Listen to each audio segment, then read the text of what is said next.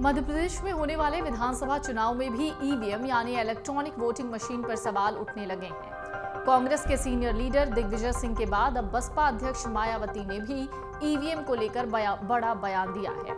उन्होंने यूपी चुनाव में मिली हार का ठीकरा ईवीएम पर फोड़ दिया।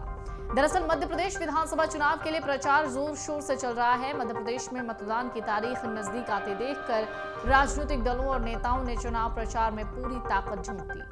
चुनाव के चलते लगातार तमाम राजनीतिक पार्टियों से स्टार प्रचारक और अपने अपने प्रत्याशियों की जीत के लिए प्रदेश भर के दौरे पर हैं। फिर चाहे वो कांग्रेस, बीजेपी, बीएसपी या फिर अन्य कोई दल के नेता क्यों ना हो, अपना अपना दमखम दिखाते हुए चुनावी मैदान में हैं। अपने प्रत्याशियों के समर्थन में प्रचार करने के साथ ही जनता से वोट की अपील लेकर बुधवार को बसपा सुप्रीमो मायावती एक दिवसीय प्रवास पर रीवा पहुंची और सैफ मैदान पर आयोजित जनसभा को संबोधित करते हुए कांग्रेस समेत केंद्र और प्रदेश की भारतीय जनता पार्टी की सरकार पर निशाना साध दिया। बसपा के अध्यक्ष मायावती ने कहा कि उन्होंने किसी दल से समझौता नहीं किया। इस दौरान बसपा प्रमुख ने बीजेपी सहित कांग्रेस पर जमकर निशाना साधा। कहा, अगर ये पार्टियां दलित, शोषित और वंचित का ख्याल रखती तो काशीराम को अलग पार्टी ना बनानी पड़ती। इस दौरान मायावती ने उत्तर प्रदेश के पिछले चुनाव में हार का कारण ईवीएम को बताया। ये भी कह दिया कि कांग्रेस और बीजेपी आरक्षण खत्म करने का काम कर रही है, जबकि दलित पिछड़ों को निजी क्षेत्रों में आरक्षण का लाभ दिया जाना चाहिए था। इसके साथ ही कांग्रेस को आड़े हाथों लेते हुए उन्होंने कहा कि कांग्रेस सरकार ने काशीराम के निधन पर एक दिन का भी राष्ट्रीय शोक घोषित नहीं किया।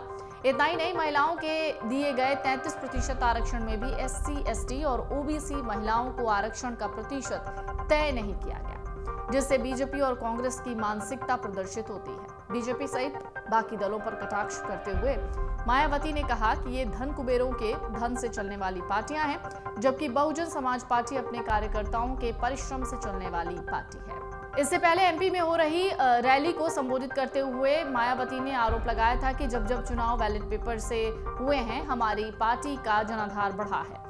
आपको मालूम है ईवीएम में क्या हो रहा है। इनका बस चलता है तो पूरी धांधली करते हैं, जहां नहीं चल पाता वहां सत्ता से बाहर हो जाते हैं। जो भी पार्टी चाहे, केंद्र में कांग्रेस या बीजेपी सत्ता में रही है, इन्होंने ईवीएम का दुरुपयोग किया, तो इसलिए ईवीएम की वजह से हम लोगों को काफी नुकसान हुआ। लेकिन ईवीएम के चक्कर में आप लोग ऐसा ना करना, आप लोग वोट जरूर डालने जाना। ये लोग धांधली करते हैं, कभी कभी इनका ये सिस्टम फेल हो जाता है, इसलिए आपका वोट डालना बहुत जरूरी है।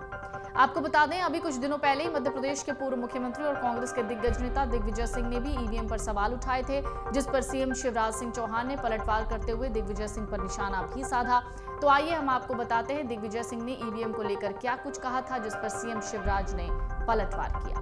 दरअसल दिग्विजय सिंह ने अपने सोशल मीडिया हैंडल से पोस्ट करते हुए लिखा था कि माननीय चुनाव आयोग जी, आपसे एक ही गुजारिश है, वीवीपैट स्लिप हमें हाथ में दे दो, जिसे हम अलग से रखें, मतपेटी में डाल दें। मतगणना के पहले किसी भी 10 मतपेटी के वोट गिन लो और काउंटिंग यूनिट के नतीजों से मेल कर लो। यदि दोनों का नतीजा एक जैसा है तो काउंटिंग यूनिट के नतीजों से रिजल्ट डिक्लेयर कर दो। इसमें चुनाव आयोग को क्या दिक्कत है? माननीय सुप्रीम कोर्ट से यही प्रार्थना है कि इसे गंभीरता से लें, देश में लोकतंत्र को बचाइए।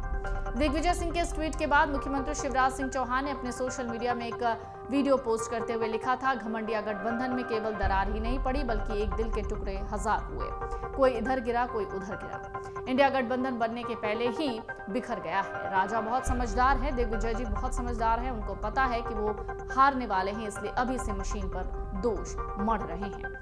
आपको बता दें, मध्य प्रदेश की 230 सदस्यीय विधानसभा के आगामी चुनाव के लिए 17 नवंबर को मतदान होगा। मतों की गिनती 3 दिसंबर को होगी। इससे पहले ही राज्य में चुनावी पारा चढ़ा हुआ है। सभी दलों ने अभी से चुनाव प्रचार शुरू कर दिया है। अगर आप ये वीडियो YouTube पर देख रहे हैं तो हमारे चैनल को सब्सक्राइब करें और बेल आइकन को दबाना ना भूलें। अगर आप Facebook पर ये वीडियो देख रहे हैं तो हमारे पेज को लाइक करें।